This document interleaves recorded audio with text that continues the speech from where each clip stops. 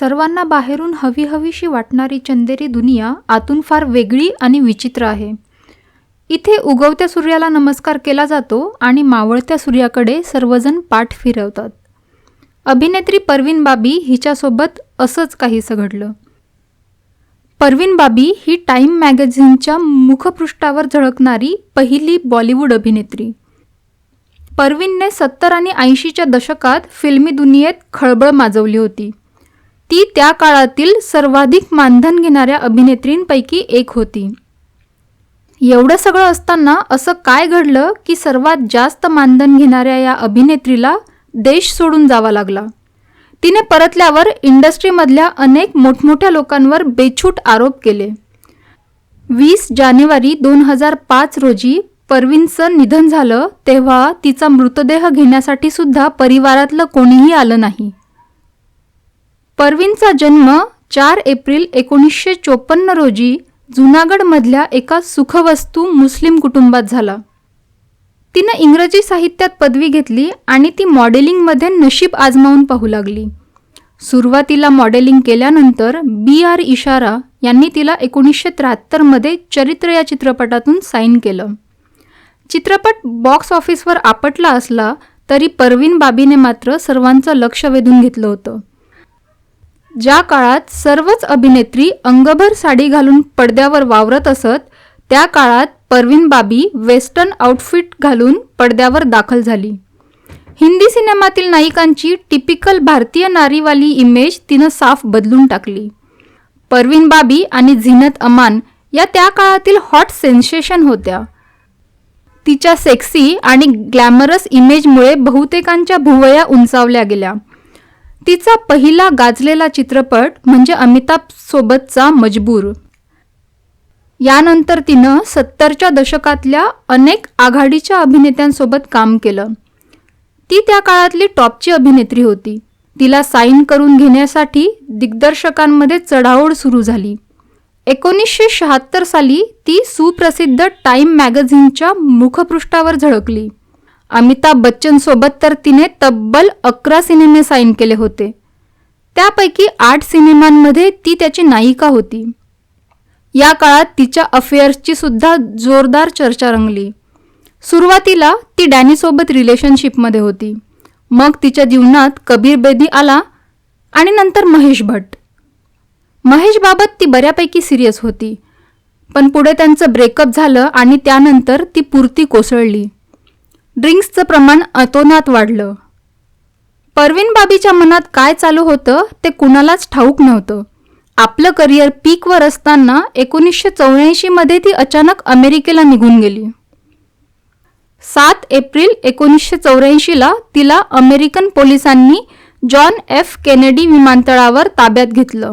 आवश्यक त्या कागदपत्रांची पूर्तता न झाल्यामुळे पोलिसांनी तिला कारावासात पाठवलं. पण भारतीय वकिलात आणि तिचे आध्यात्मिक गुरु कृष्णमूर्ती यांनी मध्यस्थी केल्यावर ती बाहेर आली.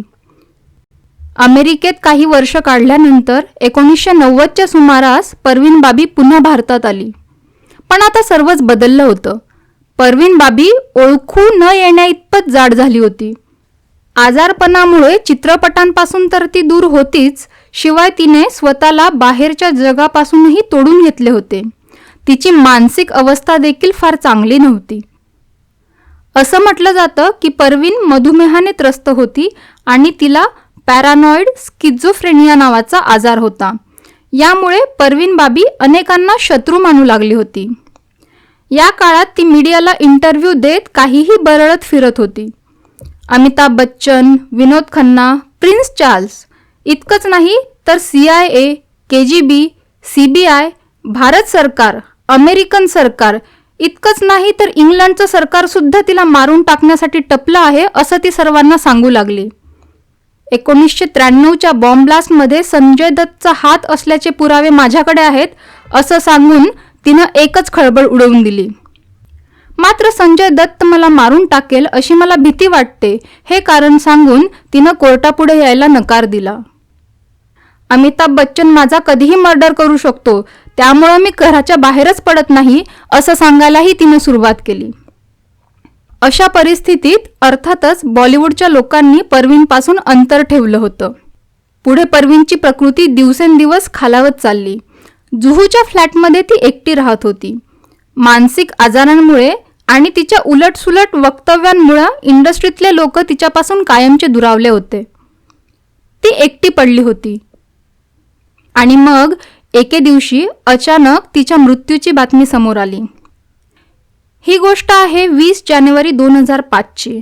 परवीन बाबी जुहू येथील एज रिव्हेरा या इमारतीच्या 7व्या मजल्यावर एकटी राहत होती. या दिवशी तिच्या सोसायटीतल्या रहिवाशांनी पोलिसांना फोन करून सांगितलं की परवीनच्या घरासमोरील पेपर आणि दुधाच्या पिशव्या मागच्या 3 दिवसापासून तशाच पडलेल्या आहेत. पोलीस ताबडतोब घटनास्थळी दाखल झाले. पोलीस आल्यावर दरवाजा बंद होता आणि वारंवार फोन करून सुद्धा आतून काहीच हालचाल होत नव्हती. अखेर पोलिसांनी दरवाजा तोडला आणि आतील दृश्य पाहून सर्वांच्या चेहऱ्यावरचे भावच बदलून गेले.